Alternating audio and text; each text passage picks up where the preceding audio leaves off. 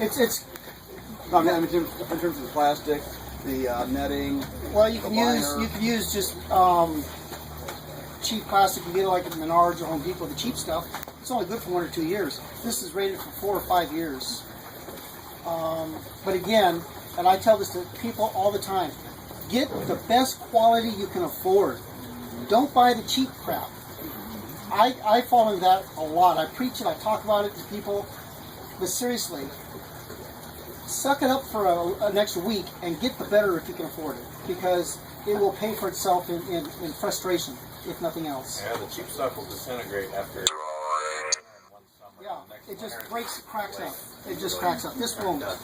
And this has been on here for a year now. Well, went through last fall, last winter, this spring, and it still feels real good. It's not going to crack or anything else like that. It's UV protection. It's got UV protection in it. That's right. That's exactly right. So, have you had it hit by hail? Not that I know of. It's okay in the high winds. Yeah, and that's what's cool about geodesic dome. That's one of the big advantages is when you get high winds. We've had some 50, 60 mile an hour winds come through here. The wind just comes up to it, just kind of goes around it. There's no real flat place to act like a sail. It just kind of disperses the wind. And so I've seen people say that they've had winds of 100, 110 mile an hour come through, and their dome still works. So that's one of the big advantages of a dome. Yeah, they use these on the beach for hurricane-proof houses. Yeah. Because the water, the wind, nothing will grab it. There's nothing to hold on to it. Right. Just like a triangle, wind blows at a triangle, it diverts it, right? Well, this got a lot of little corners that just diverts it around. So it's pretty cool. Do you have an issue with different plants needing different fertilizer levels? Or they all just seem to do fine in this? If they grow, they grow. If they don't, I don't. I'm not a agronomist, a botanist. I had high school. I was a life science major in high school. I did this kind of stuff a lot when I was in high school. I was in charge of the greenhouse and the solarium and all that kind of stuff. But you know what? If it grows, it grows. I don't have nothing is not grown yet. That I can think of. There might have been something that didn't grow, but I don't remember. It might have. But a majority you put outside, though, once it sprouts, correct? Right. Well, your root crop, yes. Everything outside, except for a couple that I've stuck the acorn squash stuff. I put the little sticker where I bought them. But everything else is all out of here. And what I did is, you look at some of these things and you put in 2 or 3 seeds, but sometimes like this one here. Oop, I want to get it out now. When you're putting these little seeds that are like microscopic in there,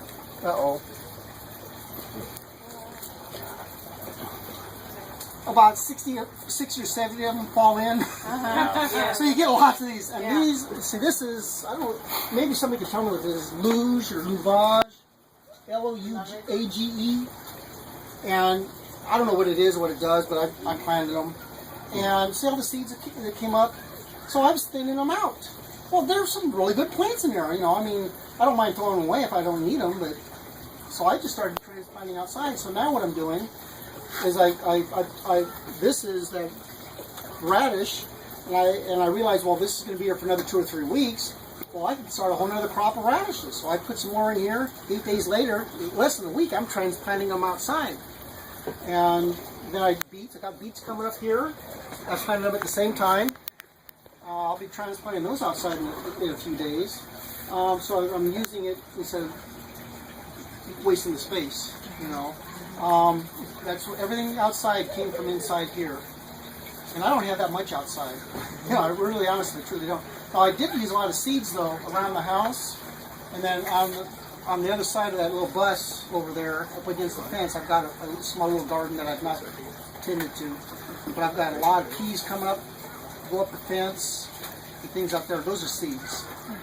But everything out here is all transplanted from inside the greenhouse. And you're just going to leave these in here? Yeah, because the fish need plants. And I'm going to take this one out. I'm going to use a flood and drain system. That's where I don't know if I get something like that or one of those big totes, And I'll put a flood and drain system in there too, because I want to practice and experiment with one of those too.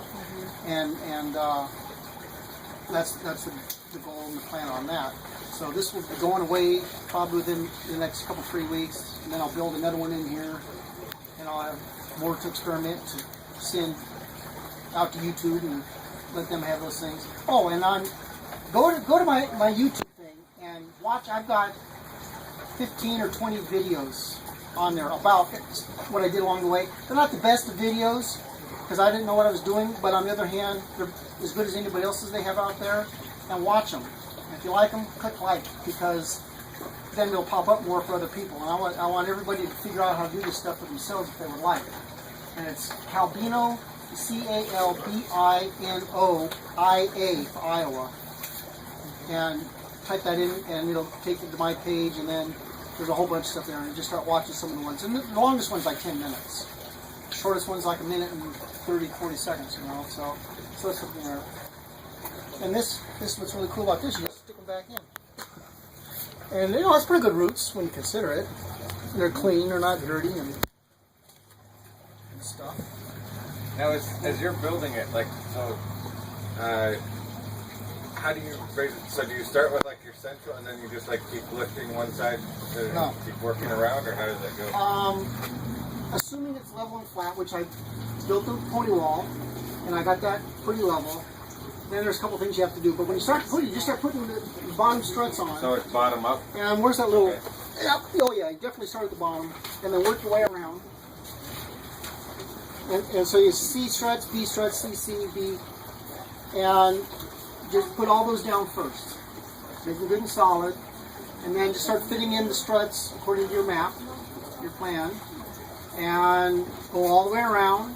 And then you have two of them there, you put them together.